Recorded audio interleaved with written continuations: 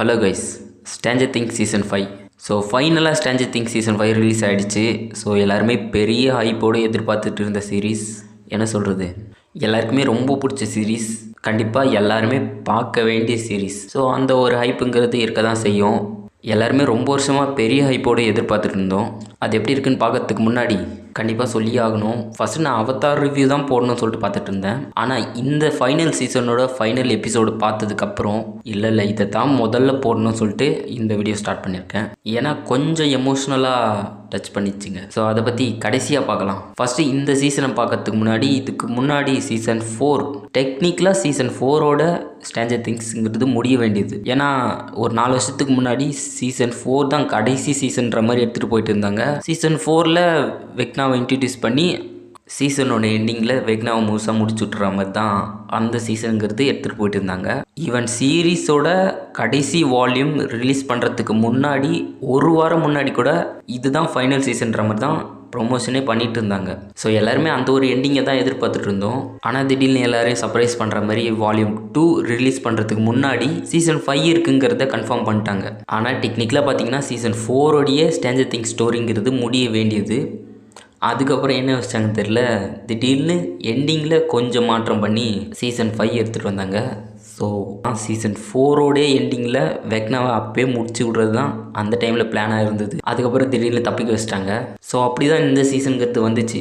So இதோட எல்லாம் முடிய போகுதுன்னு நினச்சிட்டு இருந்த டைமில் இன்னொரு சீசன் இருக்கிறத கன்ஃபார்ம் பண்ணும்போது என்னதான் ஒரு சந்தோஷம் இருந்தாலும் எனக்குள்ளே ஒரு சின்ன பயம் இருந்துகிட்டே இருந்தது. ஏன்னா ரொம்ப பிடிச்ச சீரீஸ். இவங்க ஆரம்பத்துலேருந்தே பிளான் பண்ணி எடுத்துகிட்டு வந்திருந்தாங்கன்னா அதில் எந்த ஒரு பிரச்சனையும் இல்லை. திடீர்னு புதுசாக ஒரு சீசன் ஸ்டார்ட் பண்ணுறோன்னு சொல்லி இஷ்டத்துக்கு ஏதாவது ஒரு ஸ்டோரி எழுதி சொதப்பி விட்டுருவாங்களோன்னு சொல்லிட்டு பயம் இருந்துச்சு. ஏன்னா இதுக்கு முன்னாடி வந்த சீசன்லாம் எடுத்து பார்த்தீங்கன்னா ஸ்டோரி ரைட்டிங்கிறது அவ்வளோ ஸ்ட்ராங்காக இருக்கும். இந்த சீசன் அந்த மாதிரி இருக்கா போயிடுமோ சொல்லிட்டு பயம் இருந்துகிட்டே தான் இருந்துச்சு. அதுக்கப்புறம் நிறைய லீக்ஸு, டேரக்டரே கூட ஓப்பனாக சொன்னாங்க, இந்த சீசனுங்கிறது 10க்கு 10 தான், இது வரைக்கும் எந்த ஒரு சீரீஸுமே பார்க்காத அளவுக்கு இந்த சீரீஸ் இருக்கும், ரைட்டிங்லாம் அவ்வளோ ஸ்ட்ராங்காக இருக்கும் அப்படின்னு சொல்லிட்டு சொன்னாங்க. அது மட்டும் இல்லாமல் இந்த சீசனுங்கிறது ஒரு படம் அளவுக்கு இருக்கும், தேட்டர் ரிலீஸ்லாம் பண்ண போகிறோம் சொல்லிட்டு பெரிய ஹைப் ஏற்றி விட்டாங்க. ஸோ அதோடு தான் சீசன் 5 பார்த்தேன். இப்போது சீசன் 5ஓட ரிவ்யூவை ஸ்டார்ட் பண்ணிடலாம். ஃபஸ்ட்டு பார்த்தோம்னா நான் முன்னாடியே சொன்ன மாதிரி தான், சும்மா ஒரு சீசன் எடுத்துகிட்டு வந்திருக்கோம் அப்படின்னு சொல்லிட்டு கதையே இல்லாமல் எடுத்துகிட்டு போகாமல் ஏதாவது ஒரு கொஞ்சம் நல்ல கதையை கொடுக்கணும் அப்படின்னு சொல்லிட்டு தான் நான் எதிர்பார்த்தேன். அந்த வகையில் ஒரு சில கேரக்டர்ஸுக்கு ஒரு சில ஸ்டோரிஸுங்கிறது கொஞ்சம் நல்லாவே கொடுத்துருந்தாங்க. அது இந்த சீசனை பார்க்க வச்சுது அப்படின்னு சொல்லிக்கலாம். ஸோ அது எனக்கு என்ன சொல்கிறது, ஒரு சில இடங்களில் அது ப்ளஸ் பாயிண்ட்டாக இருக்குது, சில இடங்களில் அது ரொம்பவே மைனஸாகவும் இருக்குது. ஸோ அதனால் அதை நியூட்ரலாக சொல்லிக்கிறேன். ஏன்னா சில ஸ்டோரிஸ் சொல்கிறாங்க, ஆனால் அந்த ஸ்டோரியை இதுக்கு முன்னாடி சீசனில் இருந்ததை விட மாற்றி சொல்கிறாங்க. இப்போ நம்ம சீசன் 1லலாம் பார்த்தோன்னா அப்சைட் டவுனுங்கிறது இன்னொரு ஒரு உலகம் மாதிரி, நம்மளோட டைமென்ஷன்லேருந்து ஆப்போசிட் டைமென்ஷன், நம்மளோட உலகம் எப்படி இருக்குமோ அதுவே கொஞ்சம் ஒரு சில வருடங்கள் கழிச்சு அழிஞ்சு போகிற நிலைமையில் இருந்தால் எப்படி இருக்குமோ அதோட ஒரு மிரர் மாதிரி அப்படி தான் சீசன் 1லலாம் சொல்லிட்டு இருந்தாங்க. சீசன் 4 வரைக்குமே அப்படி ஒரு ஸ்டோரி தான் எடுத்துகிட்டு போயிட்டு இருந்தாங்க. ஆனால் இந்த சீசனில் அது வேறு ஒரு உலகத்தோட ஒரு பாதை மாதிரி எடுத்துகிட்டு போயிருக்காங்க. சின்ன ஒரு வழி, இன்னொரு ஒரு உலகம் இருக்குது, அதுலேருந்து நம்மளோட உலகத்துக்கு கனெக்ட் பண்ணுற ஒரு பாத் அப்படிங்க இந்த சீசனில் கொடுத்துருக்காங்க. அது சில பேருக்கு பிடிக்கும், சில பேருக்கு பிடிக்காது. ஏன்னா நிறைய பேருக்கு செட் ஆகுதுங்க. திடீர்னு ஒரு ஸ்டோரி சொல்கிறேன்னு சொல்லிட்டு புதுசாக எடுத்துகிட்டு வர மாதிரி இருக்குது. ஆரம்பத்துலேருந்தே அந்த ஒரு அடித்தளங்கிறது போட்டு இருந்தால் அந்த மாதிரி எந்த ஒரு கன்ஃபியூஷனும் வராது. ஸோ அந்த ஒரு கன்ஃபியூஷனுக்காக தான் இதை நியூட்ரலில் போடுறேன். இதை தாண்டி இன்னும் நிறைய ஸ்டோரிஸ்லாம் மாற்றி சொல்லியிருக்காங்க. அதை நெகட்டிவில் பார்க்கலாம். ஃபஸ்ட்டு கேரக்டர்ஸ் கிட்டேருந்து போயிடலாம். ஸோ வழக்கம் போல் எல்லார் கேரக்டர்ஸும் மாதிரி தான் அதுக்கப்புறம் கூட இருக்க எல்லாருமே ரொம்ப சூப்பராக எழுதியிருந்தாங்க. எல்லாரோட கேரக்டரும் எனக்கு ரொம்ப பிடிச்சிருந்து.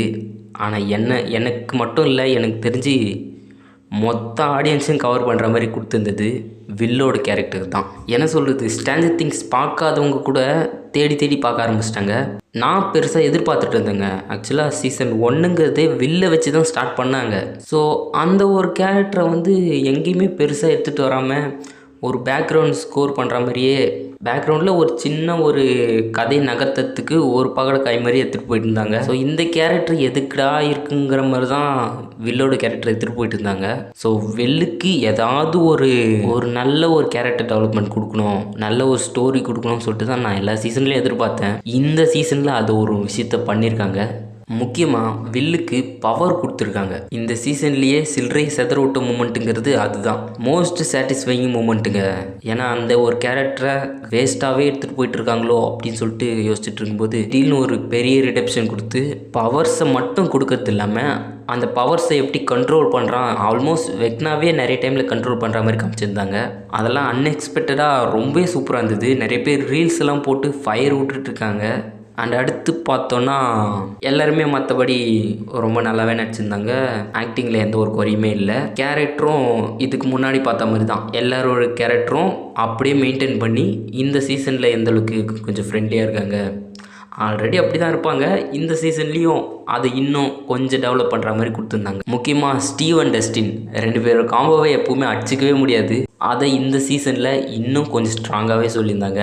முக்கியமாக சொல்லணும்னா போன சீசனில் எப்படி எடியை மிஸ் பண்ணுறாங்களோ அந்த ஒரு விஷயங்கிறது இந்த சீசனில் நடக்கக்கூடாது அப்படிங்கிற விஷயமே 2 பேருக்குள்ளே ஒரு பெரிய சண்டையாக ஆரம்பித்து அந்த ஒரு இழப்புங்கிறது திரும்ப வரக்கூடாதுங்கிற புரிஞ்சுக்கிட்டு அதுக்கப்புறம் அவங்க எடுக்கிற டிசிஷனாக இருக்கட்டும், 2 பேரும் ஒன்றா சேர்ந்து ஃபைட் பண்ண போகிறது அதெல்லாமே ரொம்ப ரொம்ப சூப்பராக இருந்தது. முக்கியமாக நீ செத்தா நானும் சாவுறேன், 2 பேரும் ஒன்றாவே சாவோம் அப்படின்னு சொல்கிற அந்த ஒரு டைலாக்லாம் வெறித்தனங்க.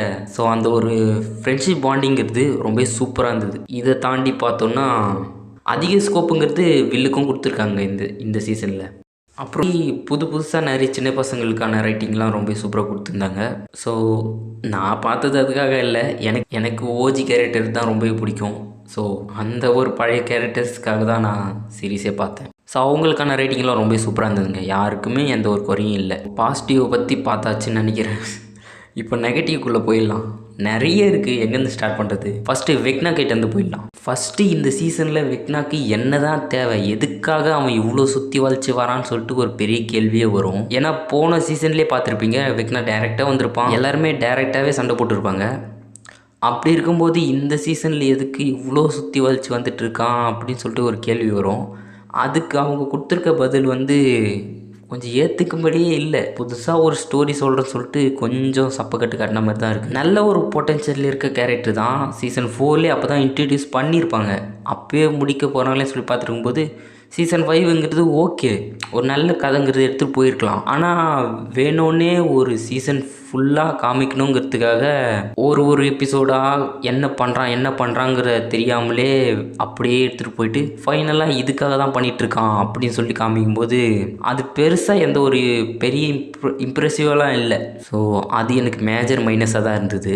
அண்ட் ரெண்டாவது சில கேரக்டர்ஸோட ரைட்டிங்கை மாற்றி எழுதியிருக்காங்க, சில ஸ்டோரியை கொஞ்சம் மாற்றி சொல்லியிருக்காங்கன்னு சொன்னோம் பார்த்தீங்களா, அதுவுமே வெக்னா கிட்ட தான் நடந்திருக்கு. சீசன் 1ல் டெமோ கார்கனை காமிச்சிருப்பாங்க, சீசன் 2ல் டெமோ டாக் காமிச்சிருப்பாங்க, சீசன் 3ல் மைண்ட் ஃப்ளேயர் காமிச்சிருப்பாங்க. இது எல்லாத்துக்கும் ஒரு பெரிய ஃபைனல் பாஸாக மொத்தத்தையும் கண்ட்ரோல் பண்ணுற ஒரு ஆளாக தான் வெக்னாவை இன்ட்ரடியூஸ் பண்ணியிருப்பாங்க போன சீசன்லேயே. சீசன் 4ஓட கடைசி எபிசோடுக்கு முன்னாடி வால்யூம் 1ஓட எண்டிங்கில் எல் வெக்னாவை வேற ஒரு உலகத்துக்கு அமைச்சதுக்கப்புறம் வெக்னா மைண்ட் ஃப்ளேயர் கண்ட்ரோல் பண்ணி தான் அதெல்லாம் பண்ணுற மாதிரி காமிச்சிருப்பாங்க. திரும்ப இந்த சீசனில் வெக்னா மைண்ட் ஃப்ளேயர் கண்ட்ரோல் பண்ணல, மைண்ட் ஃப்ளேயர் தான் வெக்னாவை கண்ட்ரோல் பண்ணியிருக்கு அப்படின்ற மாதிரி எடுத்துகிட்டு போயிட்டு திரும்பவும் மறுபடியும் அதுவும் என்னை கண்ட்ரோல் பண்ணல, நானும் அதை கண்ட்ரோல் பண்ணல, எங்களுக்குள்ளே என்ன தேவைன்னு எங்களுக்கு தெரிஞ்சிச்சு, நானும் அதுவும் ஒன்றா சேர்ந்து தான் இதெல்லாம் பண்ணிட்டு இருக்க மாதிரி காமிச்சிட்டு இருக்காங்க. அது என்னன்னு புரியல.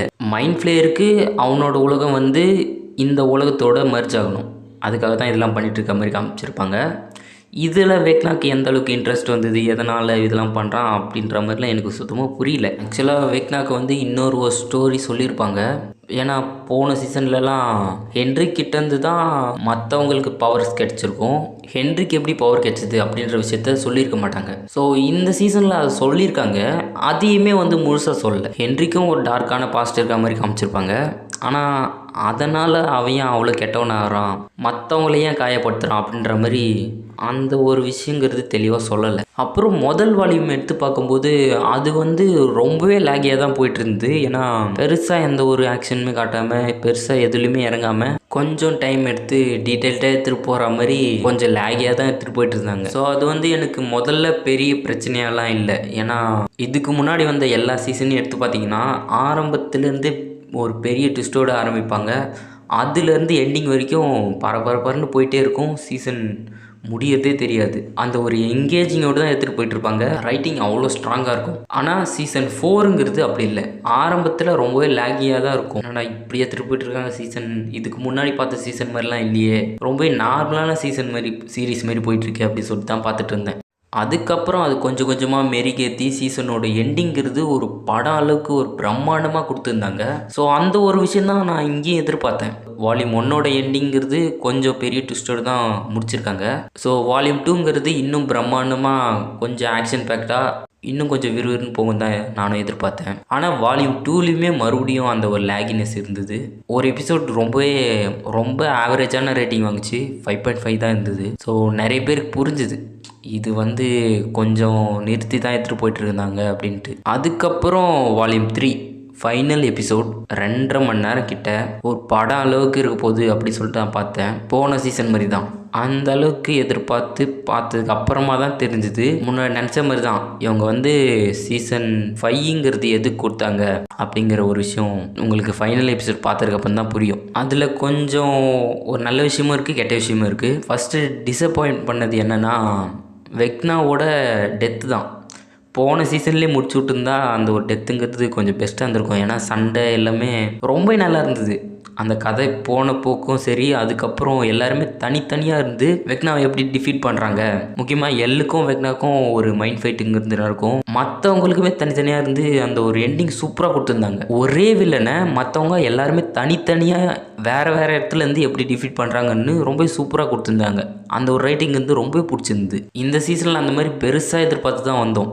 ஏன்னா சீசனோட ஸ்டார்டிங்லேருந்தே அப்படி தான் எடுத்துகிட்டு போயிட்டு இருந்தாங்க. ஆனால் ஃபைனல் எபிசோடில் சப்புன்னு முடிச்சிட்டாங்க. என்ன சொல்கிறது, மைண்ட் ஃப்ளேயர்லாம் எடுத்துகிட்டு வந்திருப்பாங்க. அவ்வளோ பெரிய மான்ஸ்டரும் சரி, இவனையும் சரி, டப்புன்னு ஒரு 10 நிமிஷம் கூட இருக்காது, அதுக்குள்ளேயே முடிச்சிட்டாங்க.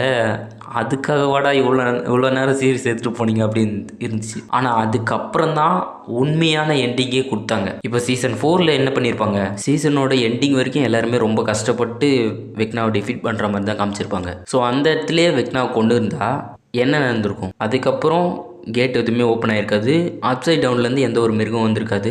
ஸோ எல்லாருமே அவங்கவுங்களோட லைஃப்பை நிம்மதியாக வாழ்ந்திருப்பாங்க. அது ஆக்சுவலாக உண்மையான எண்டிங் கிடையாது. அதுதான் வேணும்னா சீசன் 4லேயே முடிச்சிருப்பாங்க. ஸோ அப்போ சீசன் 5ங்கிறது எதுக்கு எடுத்துகிட்டு வரணும்? ஆக்சுவலாக அவங்க என்ன பிளான் பண்ணியிருக்காங்கன்னா, நாம் சீசன் 1லேருந்து பார்த்த எல்லா கேரக்டர்ஸும், நமக்கு பிடிச்ச எல்லா கேரக்டர்ஸுக்குமே ஒரு நல்ல எண்டிங், ஒரு பெஸ்ட்டு சென்ட் ஆஃப்ங்கிறது கொடுக்கணும் அப்படிங்கிறதுக்காக தான் இந்த சீசனு கொடுத்துருக்காங்க. நீங்கள் ஃபைனல் எபிசோடை பார்த்தாலே தெரிஞ்சிருக்கும்.